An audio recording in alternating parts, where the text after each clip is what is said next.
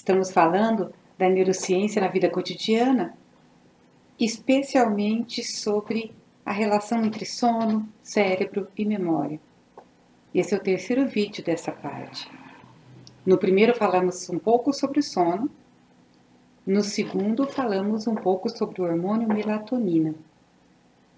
Vimos que a melatonina é um hormônio da noite, do escuro, e que é produzido quando o dia escurece.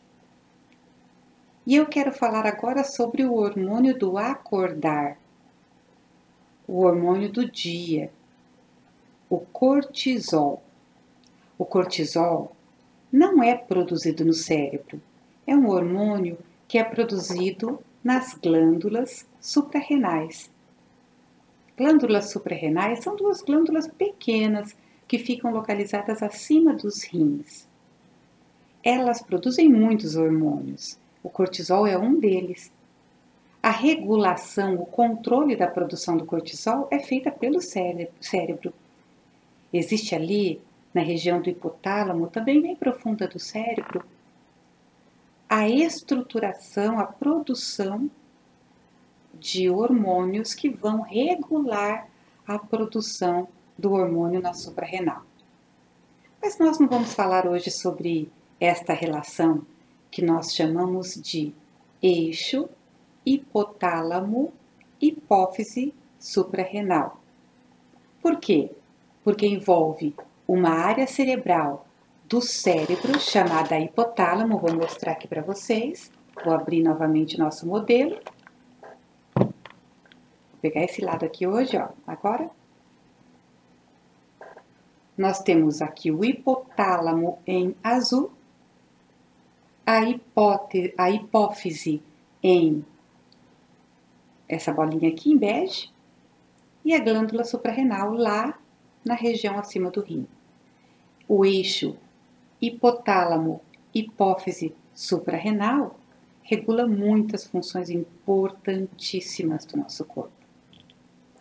Uma delas é a regulação do estresse. Vamos pensar em estresse como algo que demais é prejudicial, mas em certa dosagem é necessária. O cortisol é um dos hormônios do estresse. Em excesso, ele traz características negativas do estresse para o nosso corpo e também para o nosso cérebro. Estresse demais é um problema, mas o controle mínimo, adequado do cortisol é necessário para que a gente esteja preparados para situações estressantes do dia a dia, como mudanças de temperatura, mudanças até mesmo emocionais. Esteja preparado para pequenos choques mecânicos, picadas de inseto. Este hormônio, que tem uma ação anti-inflamatória também, ele nos prepara para os desafios diários. Em excesso é um problema, mas a sua ausência é outro problema. Então precisamos ali da concentração adequada de cortisol. O principal pico sanguíneo do cortisol, o período do dia em que nós temos o maior pico de cortisol, é logo ao amanhecer. Se olhássemos um gráfico de melatonina e cortisol, veríamos que eles são antagônicos. Quando o cortisol começa a baixar lá no final da tarde, a melatonina começa a subir. Quando a melatonina sobe durante a noite, o cortisol está em níveis muito baixos. Quando a melatonina cai no comecinho da manhã, no final da madrugada, o cortisol tem um pico. O cortisol é o hormônio que nos faz acordar. Aquele acordar naturalmente, com a variação da temperatura, acontece, dentre outros fatores, pela redução da melatonina e pelo aumento do cortisol. Por isso que, da mesma maneira que precisamos de um ambiente escuro para dormir, precisamos de um ambiente claro ao acordar. Ter luz do sol, ter contato com o dia, perceber a diferença do dia e da noite pelas pistas ambientais também são elementos essenciais para o funcionamento cerebral. Quando formos dormir, entrar num período de busca de relaxamento também contribuem para o excesso de produção de cortisol. Eu vou dar um exemplo. Se você praticou uma atividade física exaustiva à noite, o seu cortisol está alto, jogou futebol, teve pancadas, bateu a canela, enfim, toda aquela agitação que traz, além da adrenalina, um cortisol elevado, vão ser incompatíveis com o sono. Por outro lado, se você teve uma alimentação muito pesada e se você teve uma discussão ou assistiu um filme em que todo mundo matando todo mundo, aquela confusão e você está estressado, isso é incompatível com o sono. E a gente tem uma alta de cortisol quando precisava ter uma queda de cortisol.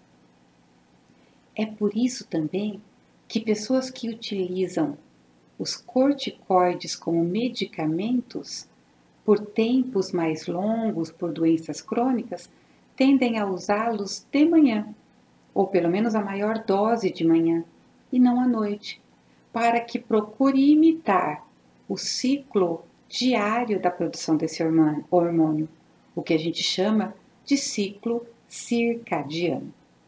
Então, dentre muitos outros hormônios, o equilíbrio do cortisol e da melatonina são essenciais para que a gente adormeça, para que a gente tenha as fases do sono e para que a gente acorde. À noite é o momento do hormônio cortisol estar em baixíssima concentração e a melatonina estar em alta concentração. Acordamos quando a melatonina baixa e o cortisol sobe. Dormimos quando o cortisol baixa e a melatonina sobe. É tudo tão perfeito, é fantástico, mas para isso nós precisamos fazer a nossa parte. Acordar, abrir as janelas, abrir as cortinas, deixar claro para o nosso cérebro que é dia, que estamos no claro, ter contato com o sol, com a luz solar, ter controle das emoções, batalhar pelo controle do estresse, controlar as atividades noturnas, evitando o aumento da secreção e eliminação de cortisol no período da noite.